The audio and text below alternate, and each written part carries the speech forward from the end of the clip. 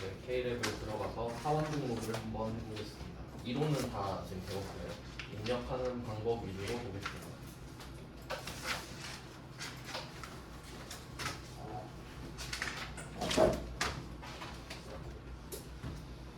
네, 사원 등록이에요. 어떤 사원이 우리 회사에 입사를 하면 그때 가족 정보를 같이 입력을 해놓는 겁니다. 문제가 여러 개 있었는데 사원이 입사를 했다는 전제하에 하거든요. 두 가지 패턴이 있는데 첫 번째 패턴은 그 1번 문제 같은 경우에요. 사원 등록 1페이지의 1번 같은 경우는 그 여러 명 중에 한 명을 그냥 지정을 하는 거죠. 강지후 4번 105번 이 사람 거를 해라. 이미 등록이 돼 있다는 전제하에 하는 거죠. 근데 이번 문제 같은 경우는 이번 문제는 등록을 하라고 돼 있습니다. 이번 문제는 그 문제 두 번째 줄에 사원 등록 4번 107 이거를 하고 네, 그리고 나서 등록하라고 되어 있죠. 네, 이걸로 한번 해볼게요. 실제로는 입력을 해야 되니까. 전산세무 2급 등록을 선택하시고 코드는 똑같이 전산세무 2급으로 골라주겠습니다. 아무거나 만들어서 하시면 되죠. 근데 이때 이 회사 안에 사원이 아무도 없기 때문에 등록을 하고 보자는 거죠. 이제 원천징수 메뉴로 갑니다. 원천징수 회계 1급 때는 아예 없었죠. 인사 쪽이니까 소득세입니다. 여기서 맨 처음 해야 될 게 사원 등록이죠. 사원 등록으로 가겠습니다. 네, 뭐 보시다시피 아무도 없으니까 등록을 시켜야겠죠. 그래서 2번 문제로 한번 해볼게요. 1번으로 해도 상관은 없는데요. 2번은 그냥 하라고 하니까. 입사 일자까지 딱 나와 있잖아요. 네, 4번은 107번 주어진 대로 입력을 해주시고요. 성명은 여기 있는 대로 윤영수라고 하겠습니다.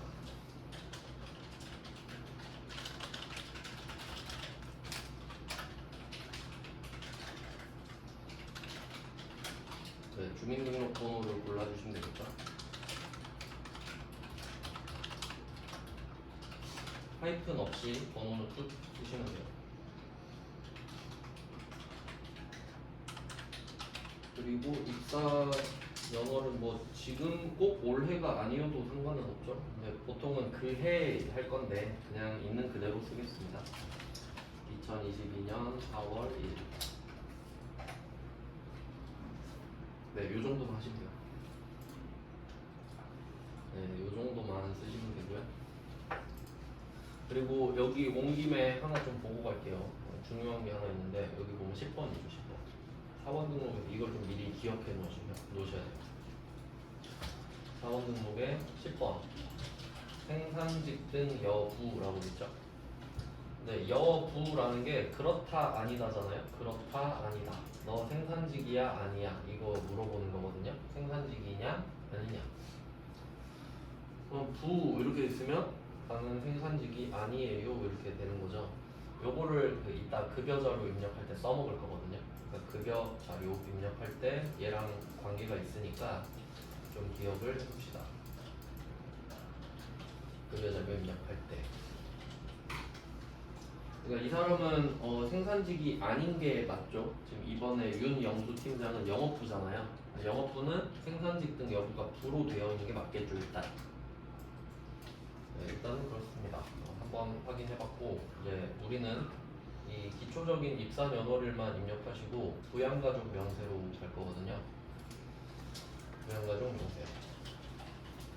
네, 그러니까 이 인적공제는 기본적으로 사원 등록에서 부양가족 명세 쪽에 기록을 하는 겁니다.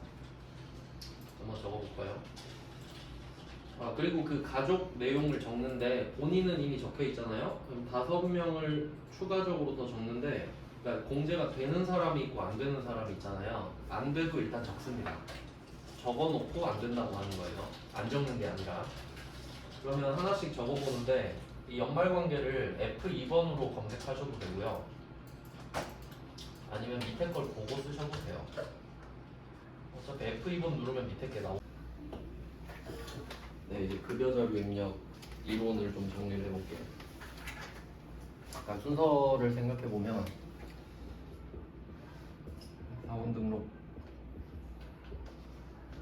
그러니까 직원이 입사를 하면 어떤 직원인지 등록을 하겠죠. 사원을 등록을 해요. 그리고 사원 등록하는 김에 어차피 이 직원이 계속 다니면 연말정산 해줘야 되니까 가족도 같이 적죠. 그러니까 여기에서 인적공제를 같이 다루게 되고요.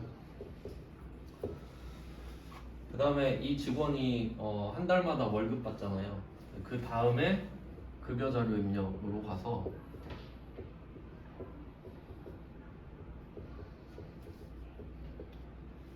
네, 급여를 적는 겁니다.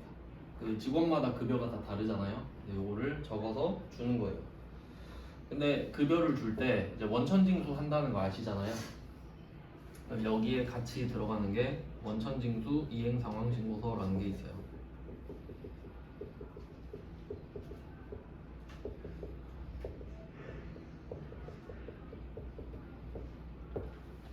요거는 보통 그 4대 보험 적용되는 정규직, 계약직도 해당이 되죠. 그러니까 요거는 세트거든요.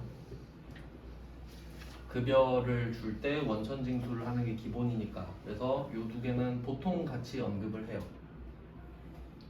대충 이렇게 연결이 되는 거거든요. 그러면 이 급여 자료 입력에서 뭘 보냐? 그럼 직원한테 돈을 주는데 그 명분이 있잖아요. 이 돈은 뭐 때문에 주는 거고 이 돈은 뭐 때문에 주는 거다. 그게 바로 이제 비과세, 과세랑 비과세를 따지는 거예요. 근데 뭐 비과세가 아니면 과세니까 여기서 비과세가 중요한 거죠. 그러니까 회사가 직원한테 돈을 주는 건데 회사 입장에서는 어차피 비용이거든요. 어차피 뭐 돈 주는 거니까. 근데 세법에 의해서 이 직원이 내야 될 세금을 또 구해줘야 되잖아요. 왜냐면 그걸 내가 원천 징수를 해야 되니까. 그러니까 세법에 의해서 과세 비과세를 내가 또 따져야 되는 거죠. 실제로는 직원이 따져야 되는데.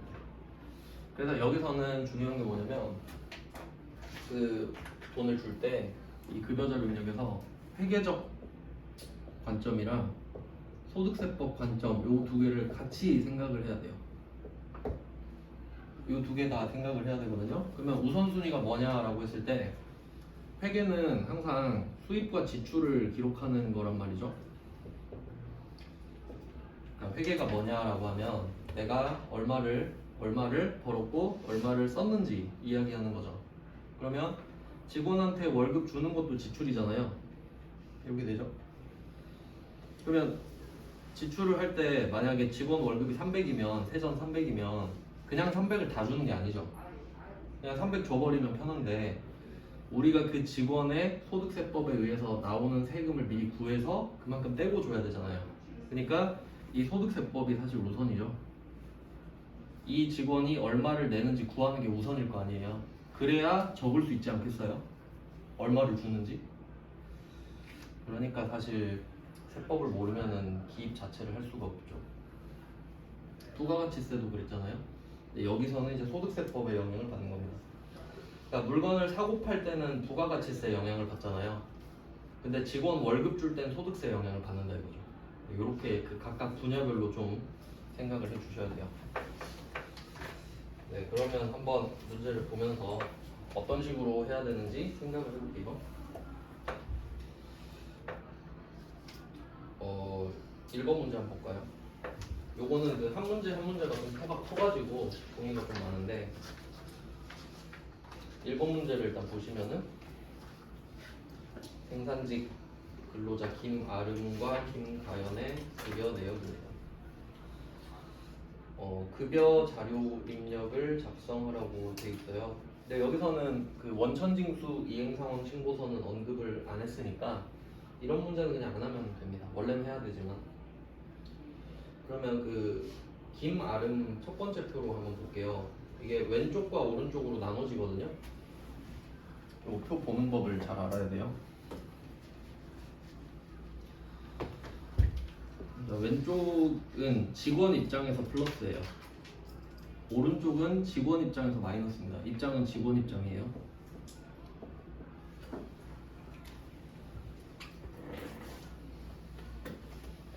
그러니까 보통 이 왼쪽을 수당이라고 해요. 수당.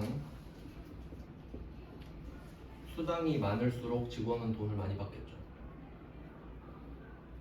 그리고 마이너스 쪽은 공제라고 하는데, 공제가 보통 마이너스를 지칭하죠.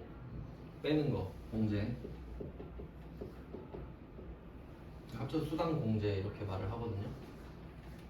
왼쪽으로 한번 보면은 김아름의 급여 합계가 285만 원이잖아요. 그러니까 이 285만 원이 그 실제 일상적으로 쓰는 말 중에 세전이란 말이죠. 세전. 세금 떼기 전 그거거든요. 285만 원이. 근데 이거를 회계 처리할 때 비용으로 잡죠. 차변에 뭐 임금 285만 원 이렇게 쓰잖아요. 그럼 그건 쓸 수 있죠. 비용이니까. 근데 문제는 얼마를 빼고 주는지를 모르잖아요. 그 우리 예수금 적었죠. 직원 줄 때. 근데 그 소득세법을 모르면 그걸 못 찾는다 이거예요. 예수금. 그러면 그 오른쪽 보시면 공제 합계라고 돼 있잖아요. 58만 5,690원. 이게 예수금이죠. 회계로 치면. 그러니까 그 예수금은 소득세법의 결과 맞죠. 소득세법에 의해서 얼마를 빼야 되는지가 나온 거잖아요. 어차피 이 직원이 이 돈을 내야 되니까. 그래서 소득세법이 우선입니다. 그러니까 사실 일반 전표에서 월급 주는 그 문제도 있었잖아요. 그러니까 그 문제는 사실 이거의 결과물만 던져준 거죠. 네, 그러니까 소득세법 모르면 안 돼요. 월급 줄 때.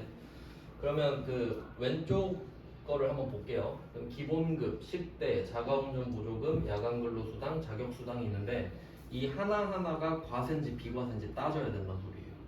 네, 그걸 한번 볼게요. 그래서 결론은 비과세를 찾자 이겁니다. 그럼 직원 입장에서는 비과세로 돈을 주는 게 좋겠죠. 돈은 받는데 세금은 안 뗀다 그러니까 그럼 개꿀이지. 그럼 서로 좋죠. 우리도 덜 떼니까. 네, 그럼 일단 왼쪽부터 보고 오른쪽도 보겠습니다.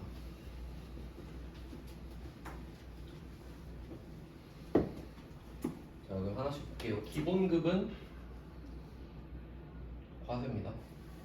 그렇겠죠. 당연하죠. 네, 웬만하면 과세죠. 세금을 걷어야 되니까. 이건 뭐 신경 쓰실 필요 없겠고, 식대를 볼게요. 식대 중요합니다. 이거 무조건 나옵니다.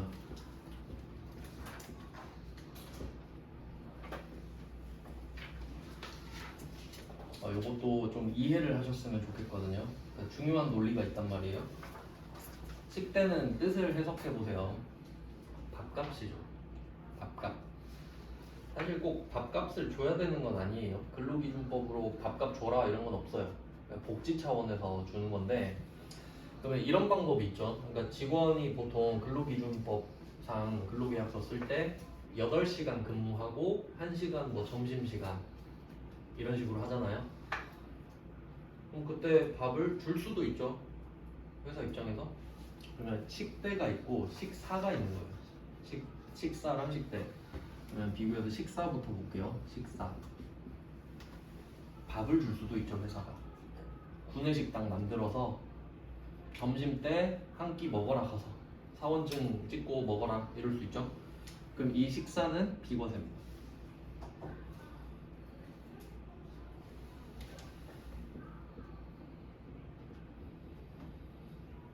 근데 뭐 상식적으로 생각해 보면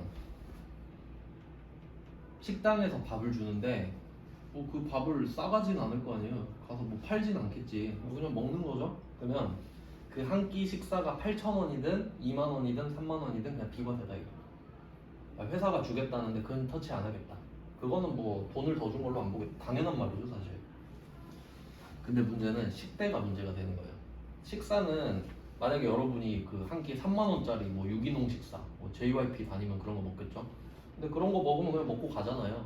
근데 만약에 돈으로 줘버리면 한 끼에 3만 원을 줘버리면 저는 삼각김밥 먹고 2만 원 저금할 것 같은데 뭐 그럴 수도 있죠. 그러니까 돈은 문제가 돼. 꼭 밥을 사 먹는 게 아니니까. 이해되시죠? 논리가? 그러면 식대는 금액을 제한을 거는 거예요. 그래서 식대는 비과세긴 한데 연간 10만 원까지만 비과세예요.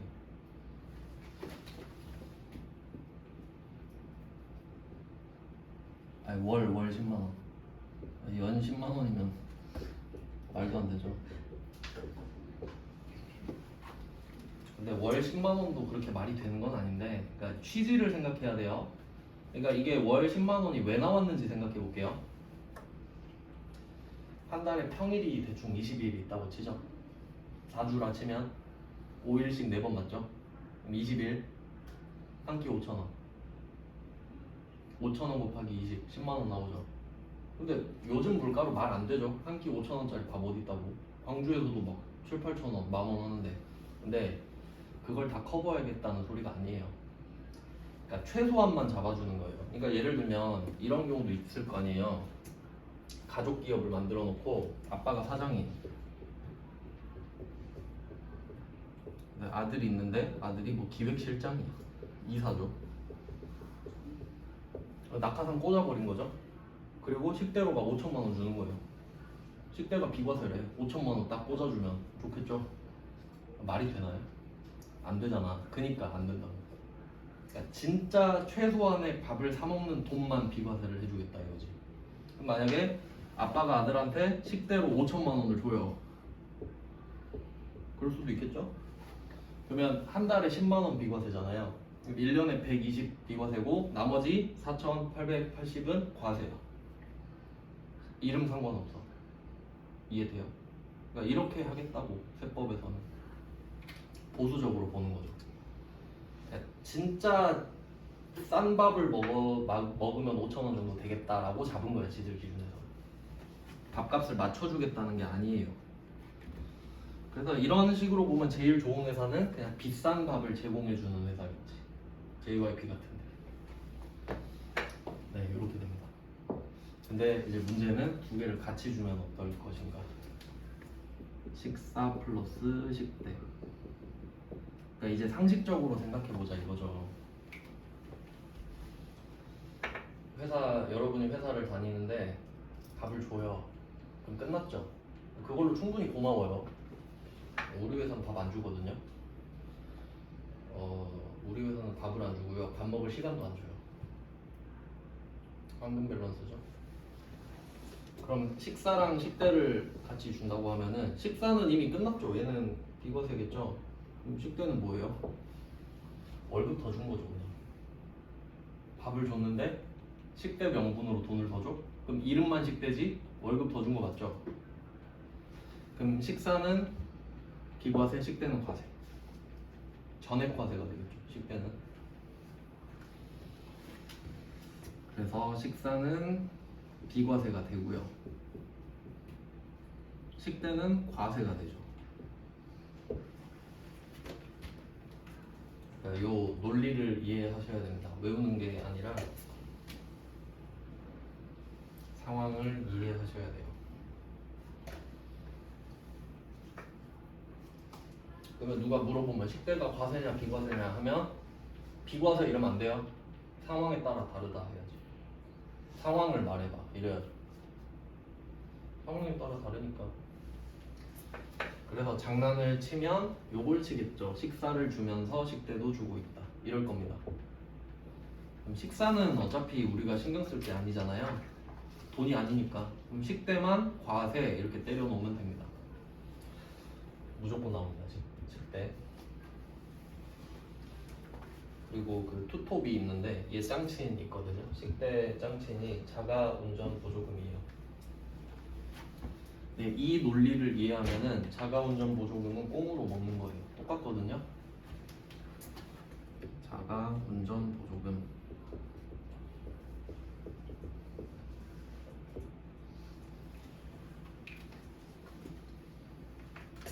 그러면 이 두 개가 엄청 중요해. 무조건 나와요. 두 개는. 그러니까 답이 뭐든 간에 일단 돼요. 둘 다. 그러면 그 범위를 한번 생각해봐요. 누구한테 더 적용이 많이 될까? 식대가 훨씬 더 적용이 많이 됩니다. 왜냐면 밥은 다 먹잖아요. 밥은 누구나 먹죠. 점심은 누구나 먹으니까 식대가 제일 중요하겠죠.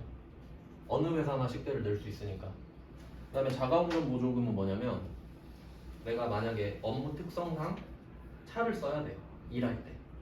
그러니까 출퇴근 말고 일을 할 때 막 인쇄소 갔다가 어디 갔다가 막 그 업무를 봐야 돼. 영업도 하고 왔다 갔다 할 때. 그럼 회사에서 차를 줘야 되죠. 일 때문에 왔다 갔다 하는 거니까. 근데 우리 사장님이 그런 거죠. 아, 우리 회사 힘드니까 그냥 네 차로 좀 타고 다녀라. 기분 안 좋죠.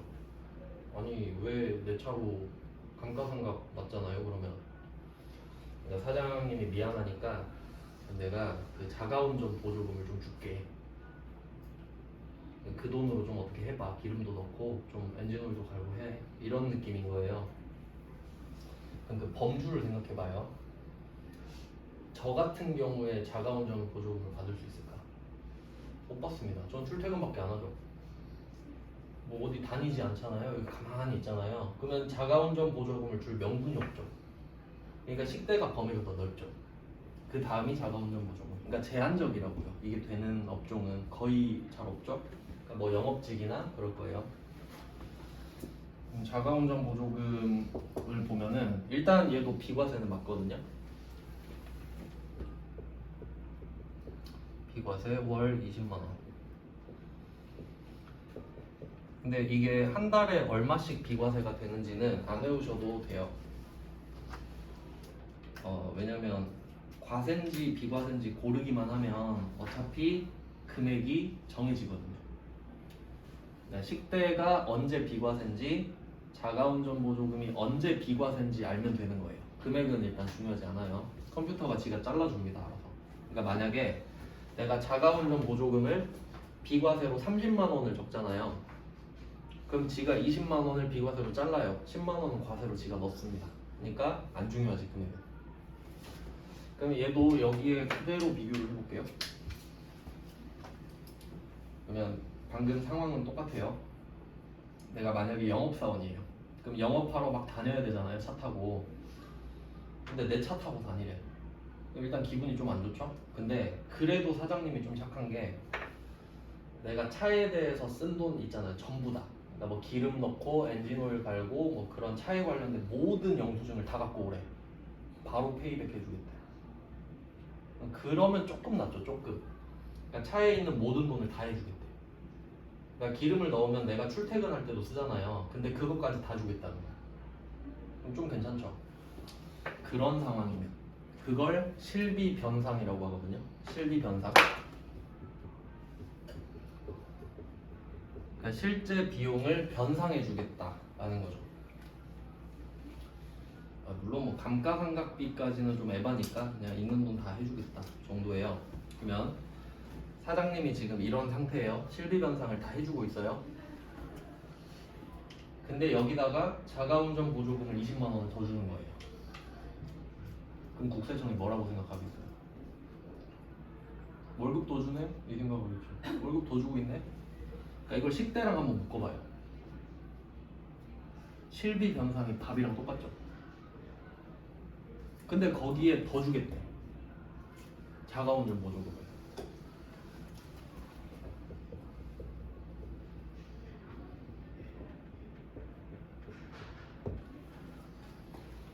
여러분이 국세청이 된 거예요.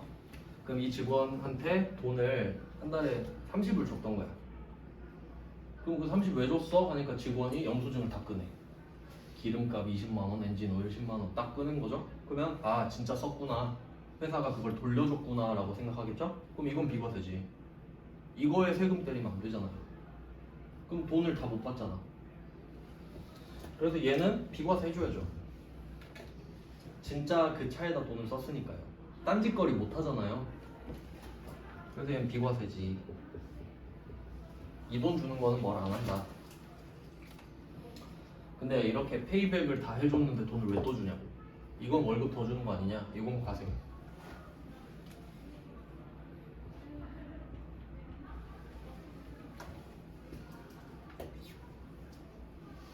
원리 아시겠죠? 외우는 게 아니라 이해를 하시면 돼요. 그러면 실비 변상을 안 해주면 비과세라 이거지. 아무것도 안 줘요. 그러니까 내가 기름값을 한 달에 50씩 쓰고 있어요. 영업하느라. 근데 야 그냥 20만 원이면 됐지 하고 실비 변상을 안 하고 20으로 퉁치려고 그러는 거야. 그럼 그 20만 원은 이미 50만 원에 포함이 되죠. 그럼 그건 비과세 해줘야지. 그거라도. 그러니까 제일 좋은 회사는 실비 변상을 해주는 회사죠. 이해되십니까? 똑같잖아요 패턴이. 그러니까 이 두 개밖에 장난칠 게 없다는 겁니다. 그 외에는 해당되는 것도 잘 없고요. 그래서 10대랑 자가운전 보조금이 중요합니다. 과세가 될 수도 있고 비과세가 될 수도 있으니까요. 그러면 이 문제로 한번 볼까요? 이 문제로. 그럼 10대가 10만 원 써 있는데 금액은 안 중요하다 했죠. 과세인지 비과세인지가 중요하거든요. 그러면 그 두 번째 표 밑에 보시면 10대 써 있죠. 당사는 현물 식사를 별도로 제공하지 않는다. 생각해야 됩니다. 밥을 안 주는 회사네요. 그럼 밥을 안 주니까 미안해서 식대 주는 거 아닙니까? 그럼 우리가 20일 동안 밥을 사 먹을 거 아니에요. 그러면 당연히 10만 원 넘겠죠. 그러니까 그 10만 원은 비과세 해주겠다라는 뜻이에요. 연결해 두시면 되죠. 당사는 현물 식사를 별도로 제공하지 않는다. 그러니까 옆에 뭐 화살표에서 비과세 이런 식으로 써두시면 되죠. 그럼 제공하고 있으면 과세가 되겠고, 그 정도밖에 없어요. 뭐 외우셔도 되는데 답은 그렇습니다. 그래서 어쨌든 둘 다 비과세고요. 자가운전 보조금 볼까요? 자가운전 보조금도 설명이 나왔죠. 밑에 하나 표시해야 되는 게 있어요. 본인명이에요. 본인명의. 이거 꼭 확인하셔야 된다. 명의가 누구 거냐. 왜냐면 나온 문제 중에 배우자 명의로 나온 적이 있거든요. 그건 안 돼요. 옆에 써놓을게요. 배우자 명의 X. 그러니까 배우자 명의면 과세예요. 무조건. 실비변상을 안 받고 있어도.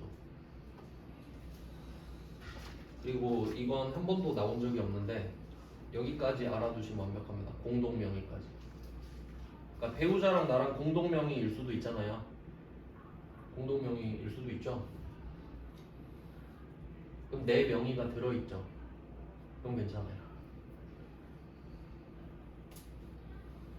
그러니까 결국은 내 명의가 포함되어 있어야 되지. 내 명의든 공동명의든. 네, 일단 이거 하나 확인했고, 그 다음에 차량을 업무 목적으로 사용하는 건 당연한 거죠. 요거는 아니면 말을 안 할 거기 때문에 딱히 중요하게 볼 필요는 없고요. 그 다음에 또 여기서 중요한 거는 실제 발생한 교통비를 별도로 지급하지 않는다죠. 실비 변상을 하지 않는다라는 말이죠. 실비 변상을 안 하니까 이건 비과세 해줘야 되죠. 실비 변상을 안 해준다랑 현물 식사를 안 준다랑 같은 말이잖아요. 이건 둘 다 비과세지. 그럼 만약에 실제 발생한 교통비를 별도로 지급한다 하면 이건 월급을 더 주는 거죠. 네, 그렇게 해석하셔야 됩니다. 그러니까 장난치는 건 이 두 개밖에 없습니다. 일단 이 두 개 중요하게 다뤄봤고요. 그 다음 세 번째는 야간 근로 수당인데, 요것도 좀 포인트가 있네요. 이 야간 근로 수당은 그 과세가 될지 비과세가 될지 세 가지 요건이 필요하거든요. 근데 이 문제에서는 그 아래쪽에 야간 근로 수당 설명을 보면 비과세 보이세요? 비과세로 처리한다? 답을 알려줬죠. 근데 사실 이 요건 세 개를 몰라도 되는 게 그 컴퓨터 들어가면 써 있어요. 이따 보여드릴 건데, 그러니까 안 외워도 돼요. 야간 근로 수당 요건은 이따 들어가서 보면 돼요. 근데 여기서 비과세라고 말을 해줬죠. 그럼 비과세예요.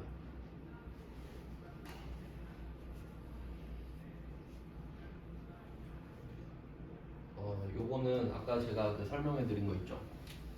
그 사원 등록에서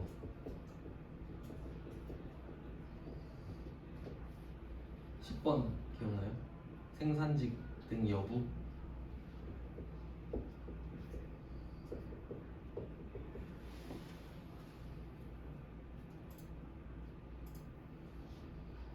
생산직 등 여부네요.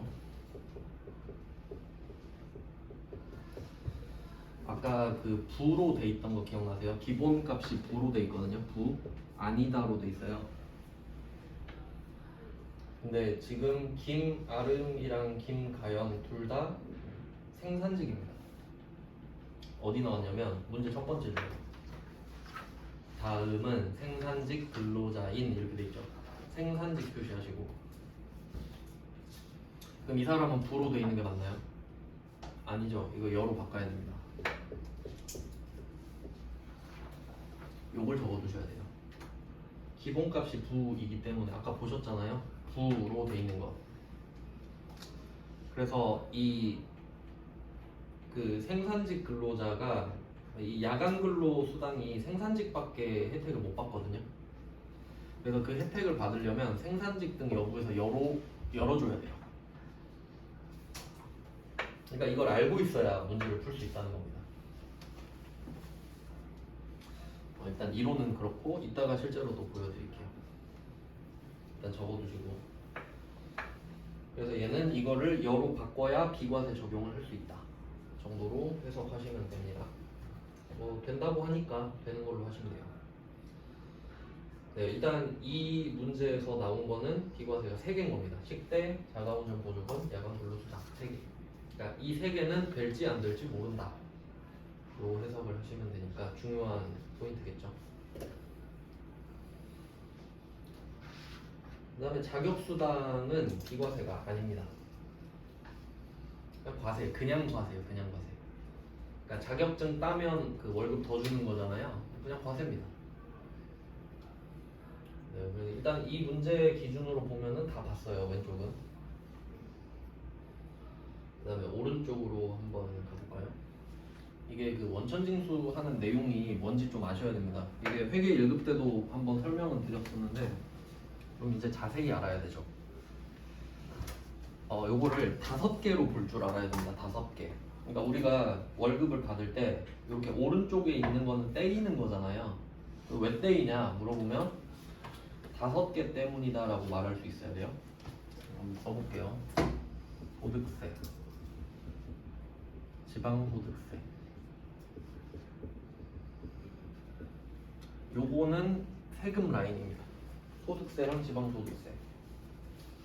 합쳐서 소득세 등이라고도 하고, 지방소득세는 옛날에 주민세 막 이러기도 했는데, 그러면 우리가 소속이 2개잖아요. 대한민국 국민 소속으로는 소득세를 내고 광주광역 시민으로서는 지방소득세를 냅니다. 그리고 이 2개는 연말정산 대상이에요. 연말정산을 잘 해서 환급을 받을 수 있는 항목입니다. 얘네들은 연말정산으로 환급 가능.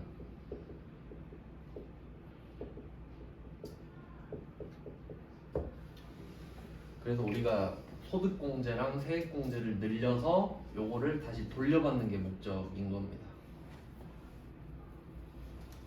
얘네들이 중요하죠. 돌려받을 수 있으니까. 2개는 끝났고요. 세금. 그 다음에 밑에 보면은 뭐 국민연금 있고요. 국민연금. 이건 내긴 하는데 우리 못 받죠. 국민연금 고갈되는 날짜도 나와 있는데 그냥 뭐 내는 거고요. 그냥.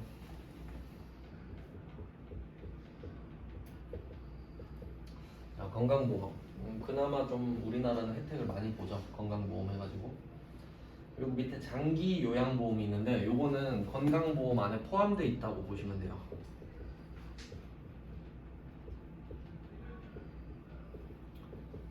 그러니까 실질적으로 건강보험과 장기요양보험은 한 개라고 보시면 돼요. 그리고 고용보험이 있죠.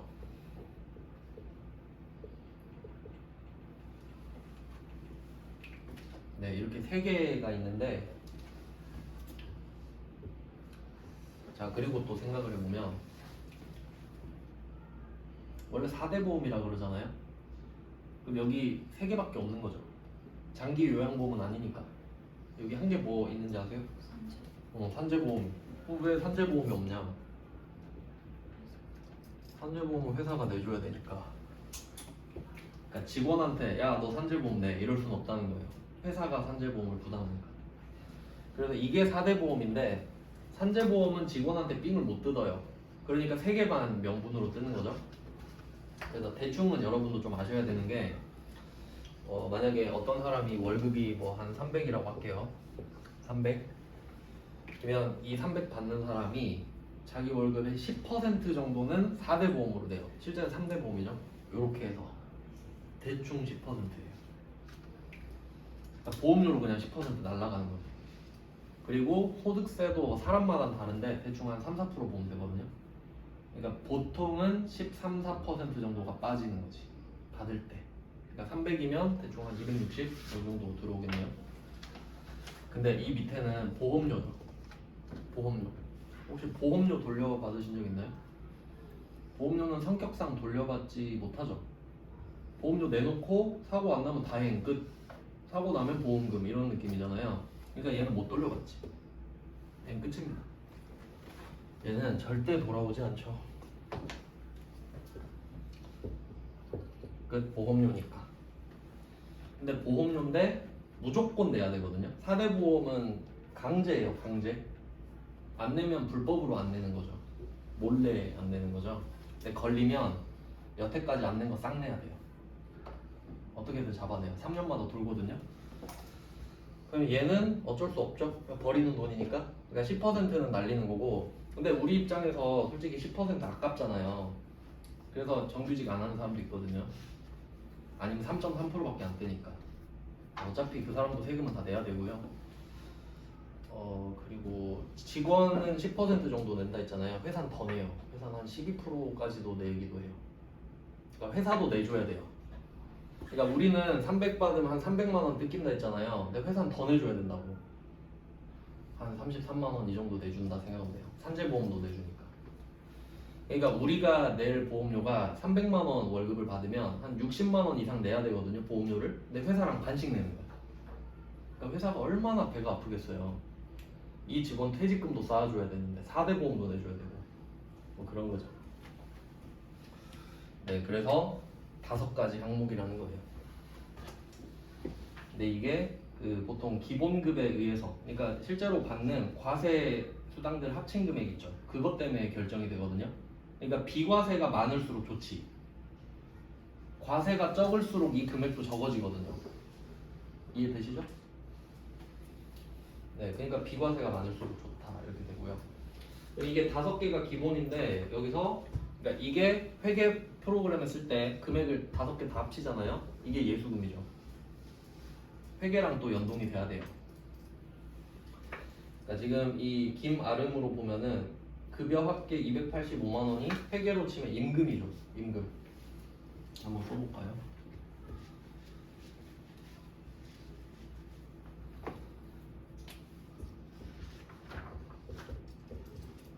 뭐 500번 급여로 답이 나오기도 하는데 원칙은 임금이 맞고요.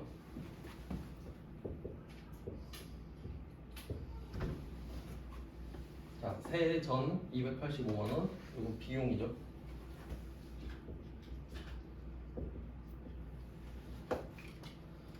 그리고 이제 얼마를 빼야 되냐라고 되어 있는데 요건 또 복잡합니다. 이게 그 5가지 있잖아요. 그거는 예수금이 맞아요. 모든 직원에 해당이 되니까. 네, 여기 뭐 하나가 더 껴있는데 사내 대출금, 원리금, 상환액이라는 게 있네요. 요건 모든 사람한테 있는 게 아니죠. 그래서 얘는 예수금으로 빼진 않아요. 그러니까 지금 내주려고 걷는 게 아니라, 그러니까 잘 생각해 보면은 이 5개 있죠. 이 5개는 내는 데를 생각해 보면 소득세는 세무서고요. 뭐 지방소득세 뭐 구청 이런 하고, 얘네들은 그 공단 있죠. 국민연금공단, 건강보험공단 뭐 이런 데들의 국민연금의 대표로 내는데 어쨌든 뭐 공단에 다 내요. 그러니까 지금 이 돈은 여기다 내주려고 걷는 거 맞죠? 내주려고 걷는 건 예수금이라 그래요. 그러니까 부가세도 예수금이라 그러죠. 부가세 예수금. 걷어서 내주니까.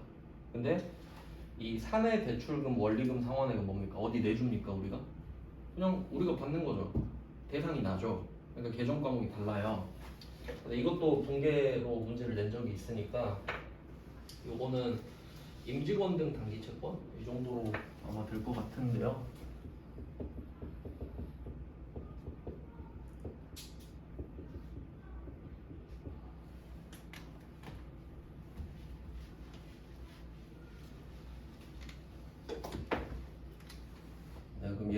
부채잖아요. 내줘야 되니까.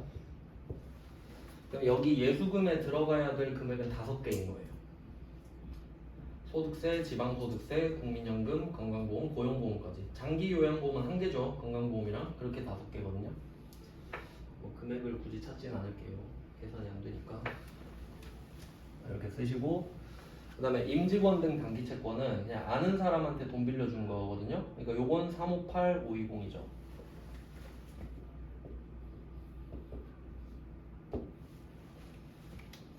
네, 그러면 요거는 자산의 감소.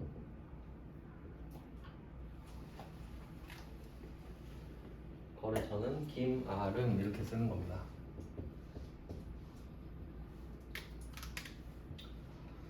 그리고 나머지는 보통예금으로 써주겠죠. 이 보통예금으로 주는 게 차인지급액입니다. 2264310.